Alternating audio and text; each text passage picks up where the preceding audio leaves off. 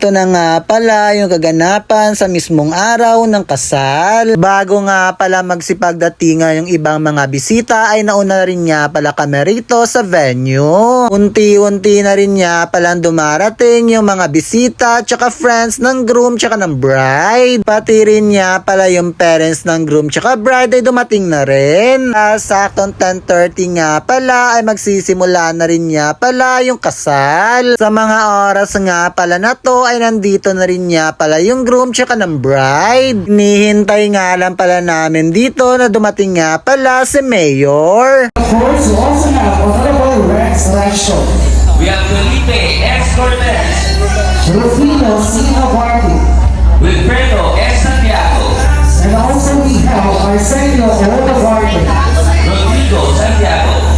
Honorable Gigi Aldea.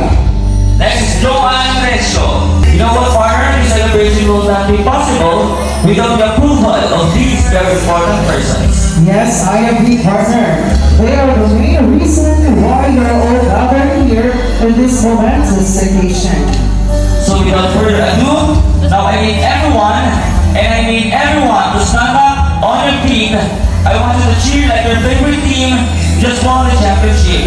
Ladies and gentlemen, for the very first time, as husband and wife, let's give a thunderous, heartfelt welcome to any couple together with their parents. Let us start with the entrance of the parents of the group, Ginong Ernesto Z. Zaragoza and Ginang Larry Z. Zaragoza, and together with them, our very handsome groom, Ginong Kim Z. Zaragoza. Palakpakan naman dyan!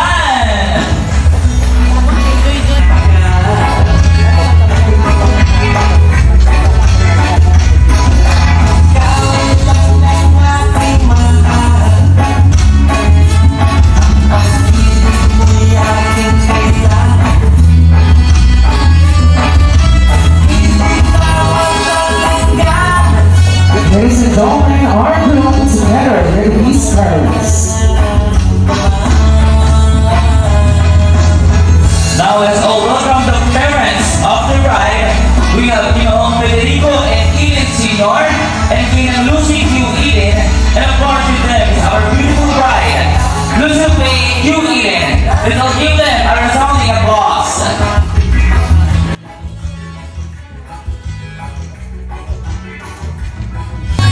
Once again, ladies and gentlemen, let us give our hands to our beautiful bride, Lucille Faye.